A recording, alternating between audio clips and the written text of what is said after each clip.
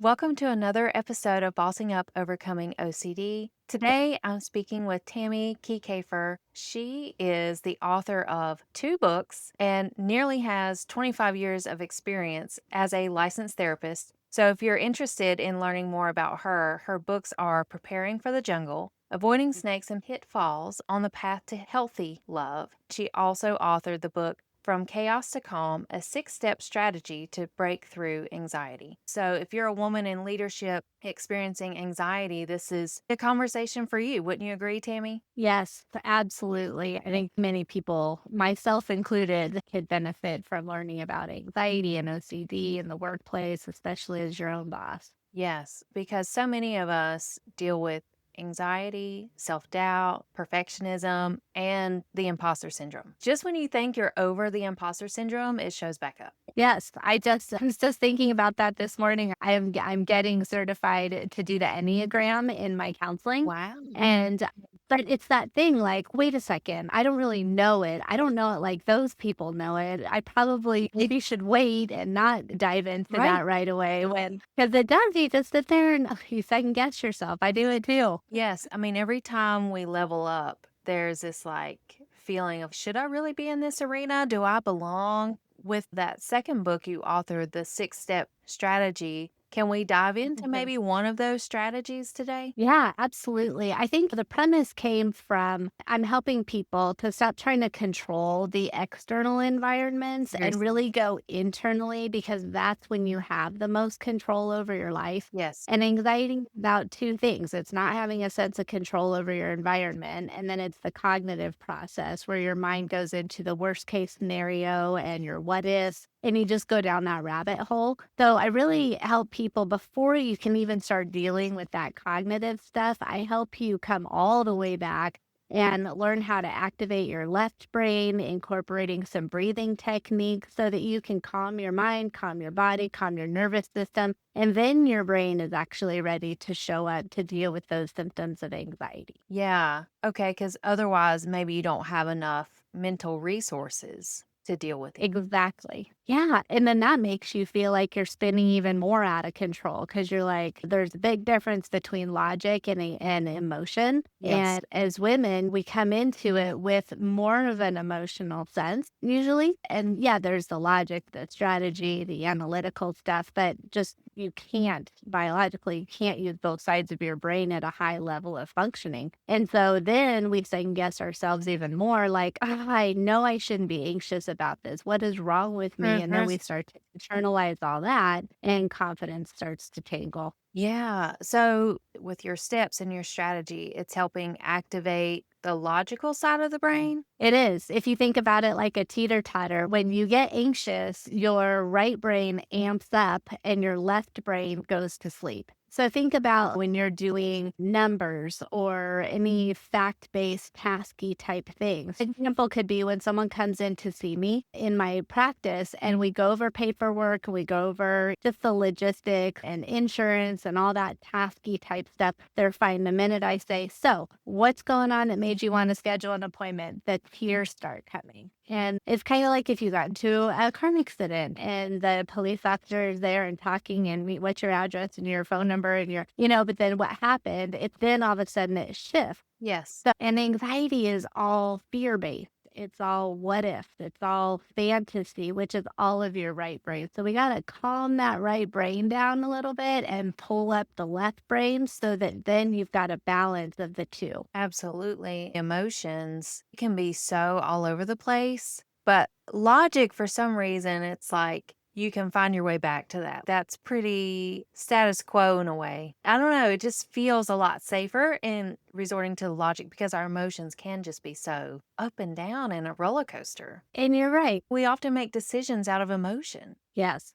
And those aren't all bad. Sometimes there are decisions that we can make from emotion that turn out really well. But typically, if they're impulsive, if they're reactive, if Mhm. they're like a protection or a defense mechanism, sometimes you walk back from those going, maybe I shouldn't have done that." Huh. Yeah. And so, Tammy, with our left side of the brain and the logic, how does that help us with the imposter syndrome?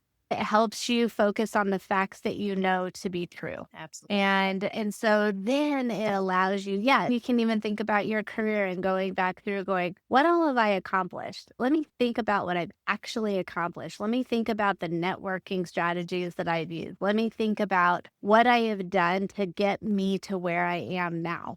And that stuff doesn't just happen. We have to work hard. We have to show up as women. We have to prove ourselves as women first. And then we get to say, oh, and here's all my skill base also. And which is super frustrating, but that's the way of the world. And so you can fight it, or you can say, all right, what do I need to do to get in my fact based mind, show up? And I think a lot of it actually has to do with intuition. I don't know if you've ever Mhm. thought about it before, but women have amazing intuition. Yes. We also second guess our gut feeling and our Mhm. intuition.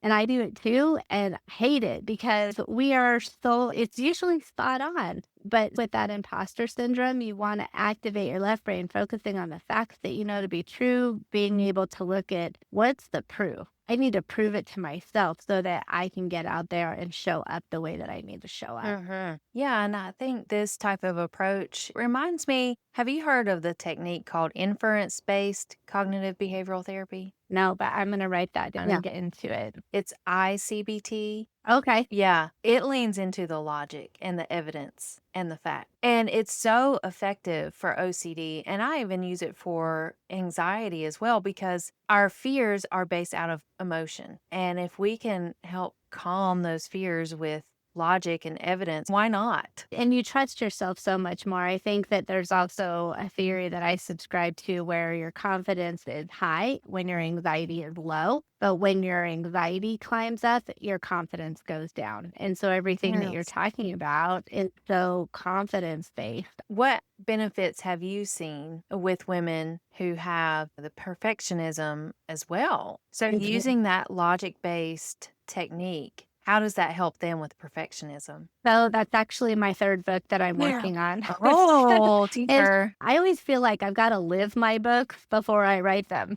Yes, I think So that's that's very wise. But yeah, I think that perfectionism is such a mind trap. And because you never achieve that goal. As soon as you achieve a goal, you bump it up and it coulda, shoulda, woulda, whatever. And it's just Yeah. never good enough. And while you're clawing your way to get to this perfect space, you're just killing your confidence. And so now you're trapped in this cycle of it's never good enough. And so, Mhm. yeah. So when you're talking about imposter syndrome, I think that as you're clawing your way to get to this just good enough space, you're second guessing yourself all over the place because your confidence is in the tank. Yeah. And yeah, I think with perfectionism, it's a balance between giving yourself permission to have short-term realistic goals. You can have your long-term goals, but if you don't have your short-term realistic goals and be able to celebrate those when you achieve them, you're not going to feel a sense of satisfaction.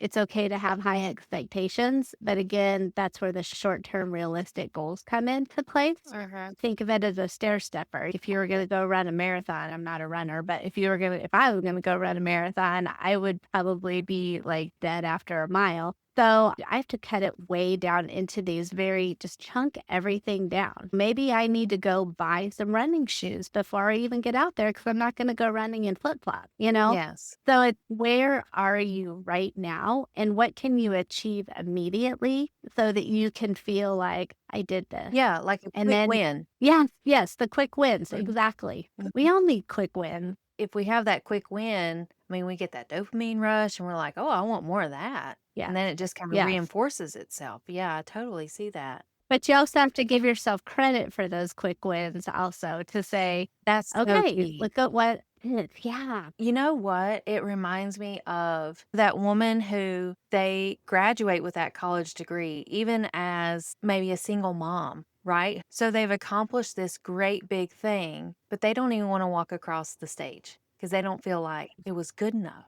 Yeah. Like, how do you help that woman? I think it is coming back your internal dialogue is so powerful. So I look at it as internal satisfaction versus external satisfaction. So a lot of times we look for that external thing to make ourselves feel good, which it works. So you're talking about the dopamine hits. Mhm. And so when you get those, it's just, oh, yum, yum. And you just eat those up because you're craving it so badly. Mhm. But you've got to have an internal sense of self so that those external things have something to stick to. Otherwise, they come in your life and then they go out of your life. And then you're back to just craving that external satisfaction. Yeah. So I think that internal dialogue is like, what are you telling yourself? Because your perception is your reality. Absolutely. And so many women with OCD, they have a hard time giving themselves credit. And on top Mhm. of that, we call it out too. It's a compulsion in that, oh, if I'm happy, then something bad's going to happen because they feel like So, there's that balance.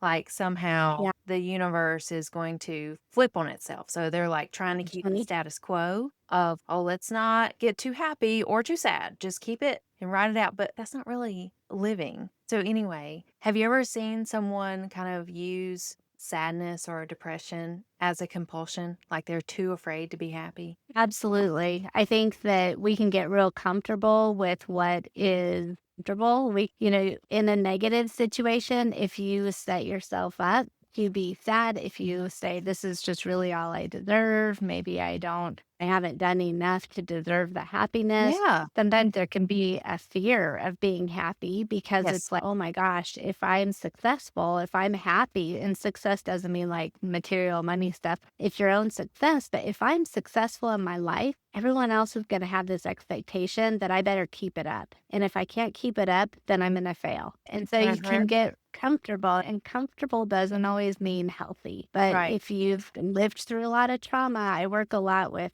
family roles that you grew up with. And you don't typically ask for those roles, you fall into those roles, True. but they continue to show up in your life, whether you're enabling, whether you're a scapegoat, whether you're a mascot, whether you're the Caretaker. lost child. Get cared. Yep, exactly. Yeah. Yes. And women a lot of times fall into that caretaker role. Mhm. And so it's what can I do for you? Because ultimately that makes me feel good, but that's still dipping your toe in that external. Yeah. So ultimately, for this woman to get out of her own head, she needs like a coach or a therapist to help work through this. It's helpful. It's helpful because you Yeah. you can get stuck in your patterns, and I talk about this stuff all day long, and I will be the first one to say I can get stuck in my head real quick. So even for me who knows the stuff, again, that's all the logic Yes. stuff.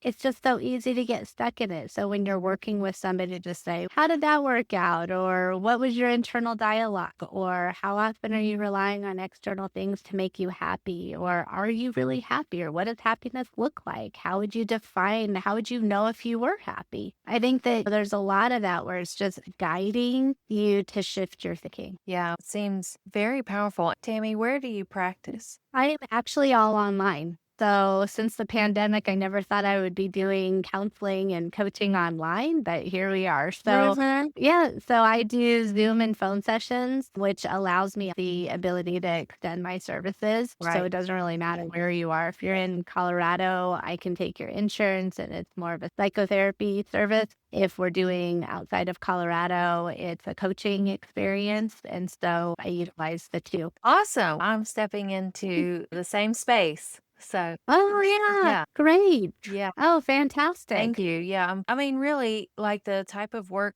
we do, it's so powerful. And I hate to limit it to just one state. Yeah. Oh, congratulations to you. That's Hey. exciting. Yeah. Tammy, where can the audience connect with you? Or do you have a website, socials? Yep. Probably my website is the best. And then it's got all my Facebook and TikTok and Instagram and all that stuff on there. My website is healthyhealing.net. Healthyhealing.net. Okay. Yeah. All right. Yeah. Any other words of wisdom or closing thoughts before we close? I just really encourage women, don't get stuck. It doesn't have to be like this. Challenge these thoughts that are going on in your mind. Don't get trapped and go down that spiral. Go get some help, get some guidance, and just know you're already enough. You likely have all the answers inside of you already. Maybe you just need some guidance so that you can find this satisfying and happy life for yourself. Absolutely. Tammy, thank you so much for being here. It was a pleasure. Yes, thank you so much, Erin.